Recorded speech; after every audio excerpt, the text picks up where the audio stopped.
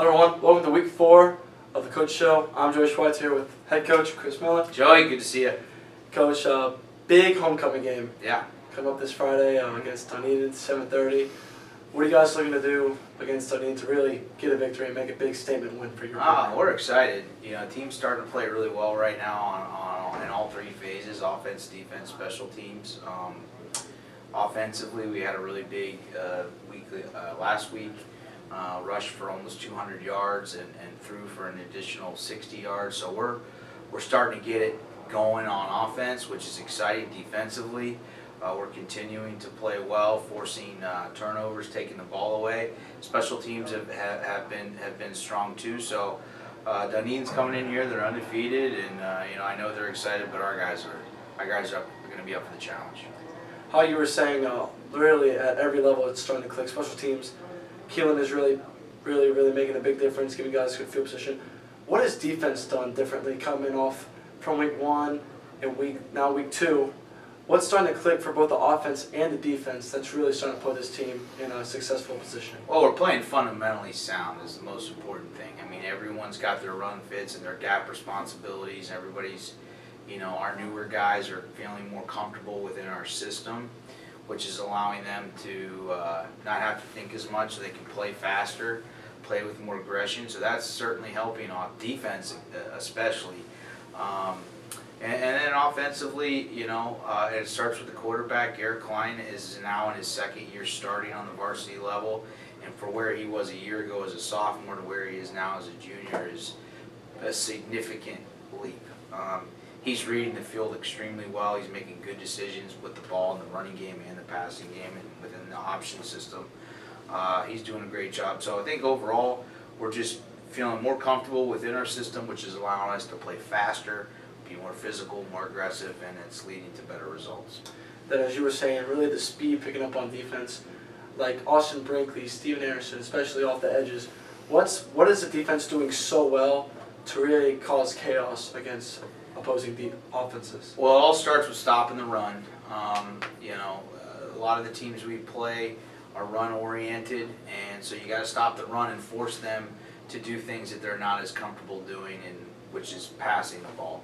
So in the last couple weeks, Palm Harbor and Northeast, both those teams like to run the ball. So we came out and established ourselves. We're going to stop the run, make them throw, which has led to some good results. And certainly this week with Dunedin, very similar situation where they're a run-first team, heavy run game, and throwing is not something that they want to hang their hat on. So again, it comes down to stopping the run and forcing teams to get out of their comfort zone, and we've been able to do that.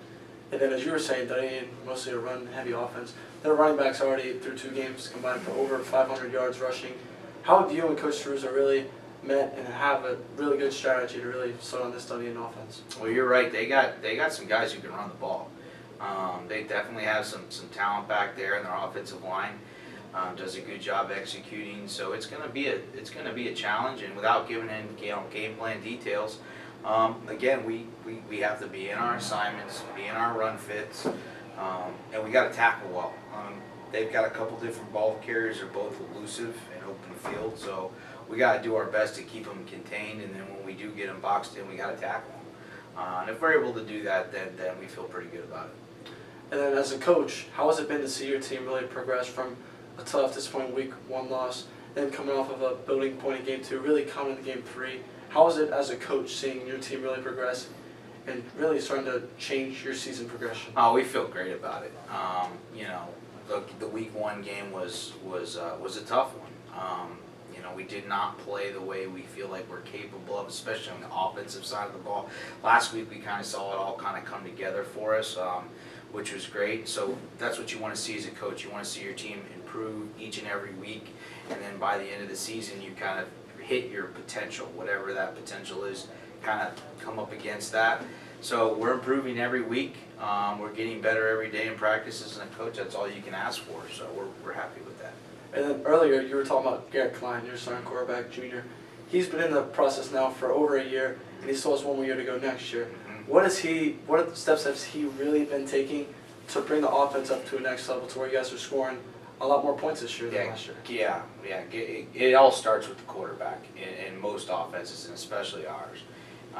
Garrett didn't have a good year last year as a sophomore, and that wasn't completely unexpected. It's hard to be a starting quarterback on the varsity level as a sophomore.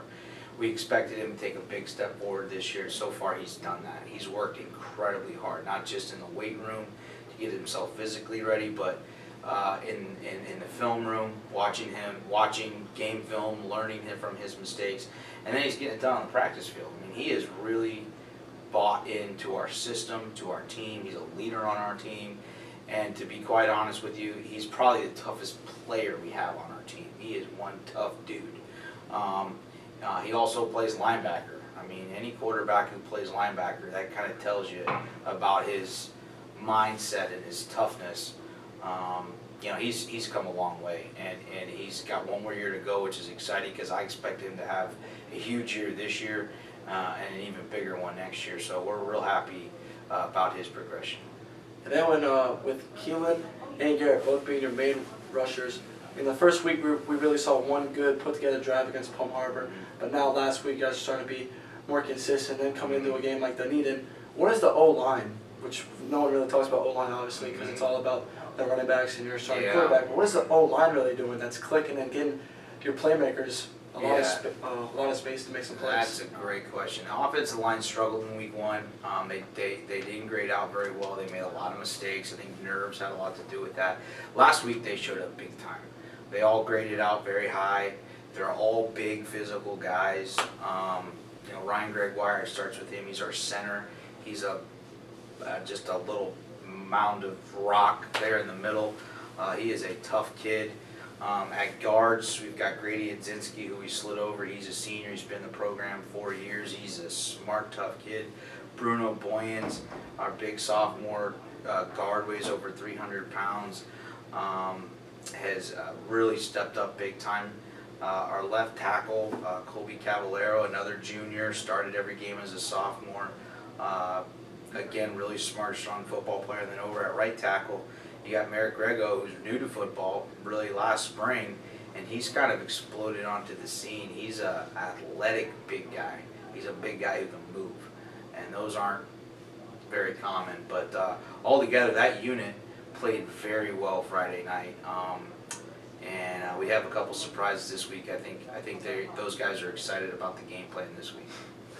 And I'll come in. Last question: How will you guys keep continuing to make special teams not really a big priority, but it's been a big time factor with the results, whether it's Keelan Simpson, first game having a huge 50-yard return, and then last week, same exact thing. So how can you guys keep implementing special teams into being a big result? That's another good question. You got to emphasize it. A lot of high school teams, they kind of brush away special teams because, again, you don't have a lot of time to practice it. We emphasize special teams. We spend a lot of time on it, and it's 33% of the game, and you got to practice it. You got to stress the importance of it, and if you do that, you can have game-changing plays when your special teams units are on the field, whether it's a block kick or a big return or whatever the case may be. Those are opportunities to make game-changing plays, and we stress that, emphasize that, and hopefully we'll continue to get results in that side of the ball. Thank you, Coach. Coming up this Friday, homecoming game against the undefeated Dunedin Falcons. Warhawks and Coach Mill will be trying to take them down. You can be here at 7 o'clock at the Hawks Nest. And Coach, thank you, Joey. Good luck Friday. Thanks, buddy.